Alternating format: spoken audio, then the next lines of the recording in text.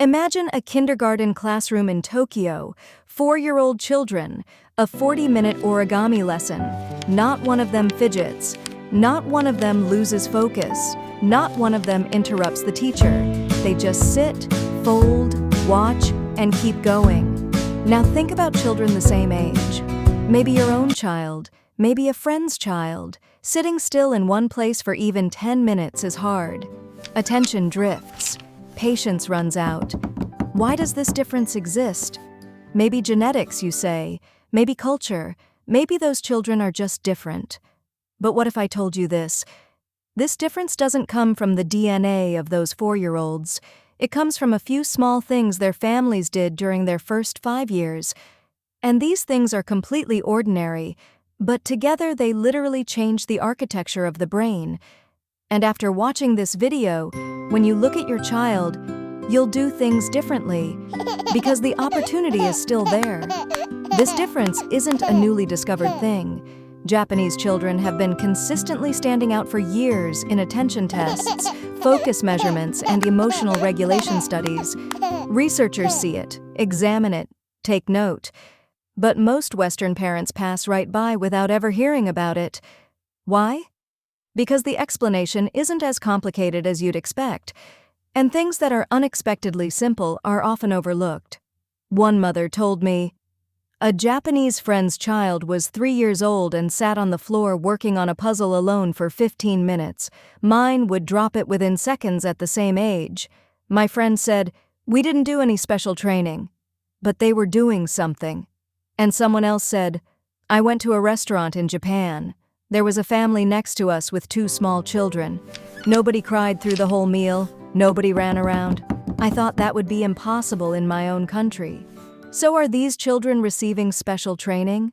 No. The answer is much simpler and much more within reach.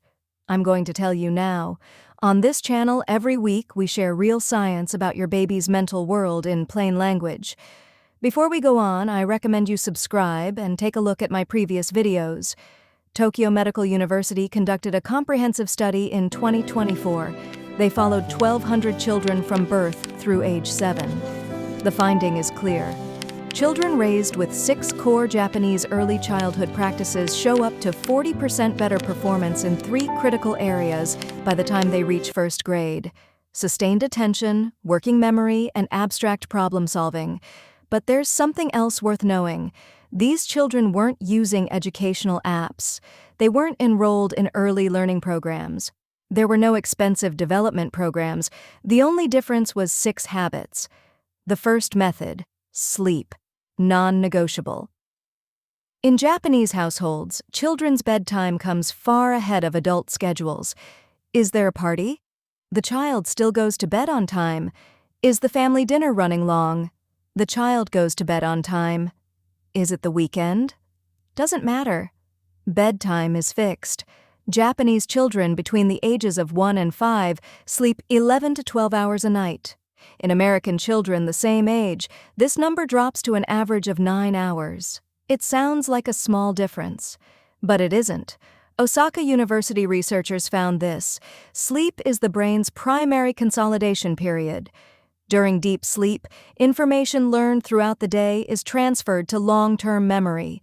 Neural connections are either strengthened or eliminated, and if this process is interrupted, even by just 1 hour less per night, this organization cannot be completed. The brain wakes up before finishing its nightly work, and it starts the next day as an unfinished brain. The good news is this: it isn't something you buy. It just requires consistency. The second method: nature.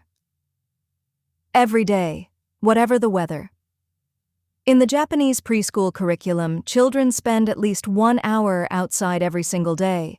Is it raining? They have raincoats? Snow? They dress up and go out anyway. Cold? Not an excuse for them. And this going outside isn't heading to a fenced playground full of plastic toys, soil, trees, insects, seasonal changes, mud. A completely natural environment. Real life. Kyoto University documented this.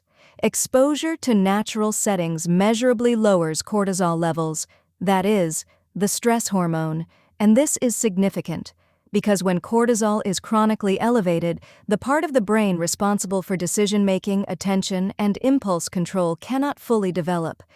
But in a low-stress environment, this region becomes much more mature and functional. A child running through the countryside, climbing a tree, sinking into mud isn't just playing. They are calibrating their nervous system. The third method, screen restriction. No compromise. This is the point that gets the most resistance, but it may be the most critical one. In Japan, screen time for children under 3 is 0. For ages 3 to 6, it is limited to 30 minutes daily of closely monitored educational content. In America, children between the ages of 2 and 5 look at screens 4 to 6 hours a day. This isn't a difference in preference. These are two completely different developmental environments. Neuroimaging research conducted in Tokyo shows this. Intensive early screen exposure physically alters brain structure. MRI scans reveal measurable reductions in white matter in regions associated with language processing and higher-order cognition. These are not theoretical risks. These are structural changes visible on scans. And there's a critical truth here. The young brain is extraordinarily flexible.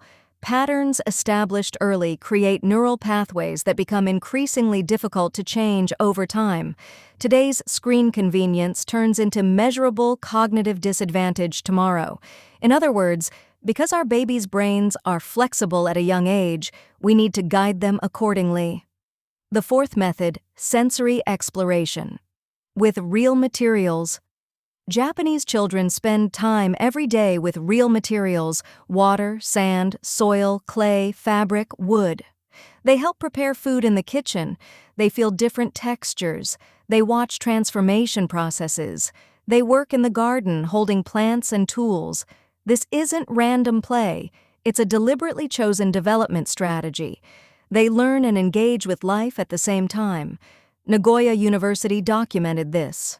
When a child shapes clay or pours water, the brain activates multiple systems at the same time. Sensory input, motor coordination, spatial reasoning, and problem-solving all activate simultaneously. Researchers call this integrated learning, and the neural networks built this way are far stronger and more flexible than those built through passive observation. A 3-year-old kneading real dough is neurologically far richer than the same child tapping on a tablet screen. The learning is intertwined with the body, with context, and with the real world. The fifth method, real conversation. Without distractions. Japanese parents spend time every day face-to-face with their children with full attention. No phone, no screen, no being physically nearby but mentally somewhere else. Tokyo Medical University research found this. The amount of conversation a child hears before age 5 is one of the strongest predictors of brain growth and academic performance. But there is a critical note. Passive audio exposure, television, background music, videos, none of these provide almost any benefit. The child needs to hear language, process meaning, and form a response. Without this cycle, neural development doesn't happen. What does practical implementation look like? Get down to your child's physical level. Describe what you're doing together. I'm slicing cucumbers. Ask questions and wait for an answer. Expand on their observations. These small interactions accumulate. Language strengthens cognition. Cognition supports executive function, and executive function underlies every academic and social skill.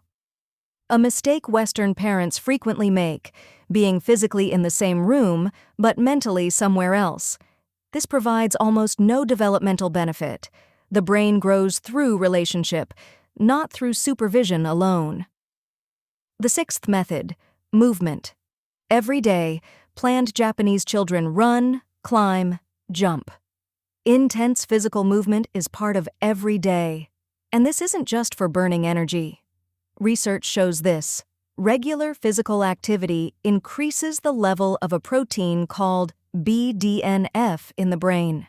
This protein supports the formation of neural connections and accelerates learning. A brain that moves also learns better while at rest. Restricting movement and sitting a child at a desk actually works against academic development. Children are full of energy and they need to release that energy too. Emotional reframe. Now go back to that Tokyo classroom. Those 4-year-olds folding origami for 40 minutes. Nobody raised them with a special program. Nobody taught them early academic skills. But they slept consistently every night. They went outside every day. They had limited screen time. They played with real materials. Their parents had real conversations with them. And they ran, climbed, moved. These 6 things. And there's something very beautiful here. All of these are things you can already do. None of them cost money. None of them require special training. But they all require one thing: consistency. When you look at your baby, know this: that brain is taking shape right now at an incredible speed. And the most powerful thing shaping it is the routine choices you make every morning, every evening, in every ordinary moment of every day. Not big programs, ordinary moments. Maybe the best parenting decisions aren't the things you buy for your child, but those ordinary, unplanned, imperfect moments you spend together. If this video made you feel something different today, you can subscribe here. Every week, big secrets from your baby's little world are waiting for you.